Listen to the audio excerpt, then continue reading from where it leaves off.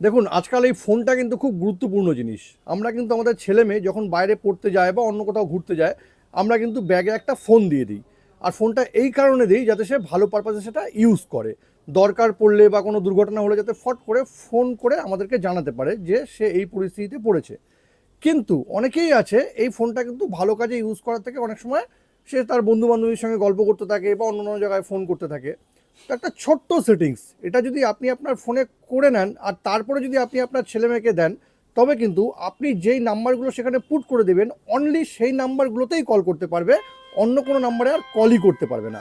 তো সেটিংসটা কি জানতে গেলে ভিডিওটা শেষ পর্যন্ত দেখুন আর প্রসেসটা একদম সেভ করে নিন। দেখুন এই জন্য প্রথমেই চলে আসতে হবে আপনার ফোনের সেটিংসে ক্লিক করে নিন। সেটিংসে ক্লিক করে নেওয়ার পর দেখুন মোবাইল নেটওয়ার্ক, এখানে ক্লিক করতে হবে।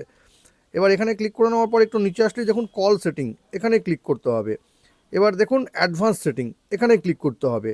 সব ফোনেই কিন্তু মোটামুটি এরকমই সেটিংস থাকে, আপনাদের ফোনে কিন্তু আলাদা আলাদা সেটিংসও হতে পারে, কিন্তু সব ফোনেই থাকবে, এটা একটু চেক করে নেবেন। এবার আপনাকে চলে আসতে হবে ফিক্সড ডায়ালিং নাম্বারস, এখানে ক্লিক করে নিন। এবার এখানে ক্লিক করে নেওয়ার পর উপরে দেখুন এনামেল এফএনডি, এখানে ক্লিক করে নিতে হবে। এখানে ক্লিক করে নিয়ে কিন্তু এখান থেকে একটা পাসওয়ার্ড আপনাকে জেনারেট করে নিতে হবে। জেনারেট করে নেওয়ার পর আপনাকে চলে আসতে হবে এফএনডি লিস্টে, এখানে ক্লিক করে নেবেন।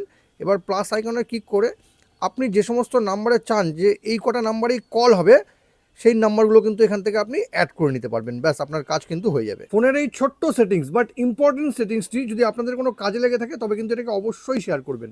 আর এরকম নতুন নতুন ইনফরমেটিভ ভিডিও পেতে প্লিজ সাবস্ক্রাইব আমার চ্যানেল সাবজেক্ট সম্রাটকে। Thank you.